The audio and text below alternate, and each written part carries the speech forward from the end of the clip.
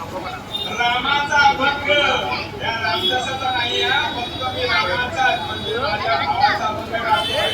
मगाशी भुवानी सांगितलं राम आणि लक्ष्मण यांचं नातं सांगितलं होतं, पण नवीन असं काही नाही बघा. फक्त उंचीच्या नात्यात राम हा उंच ढेकळा असा एक असा हा राम. त्याच्यात राम नाम होता पण हा राम नव्हता.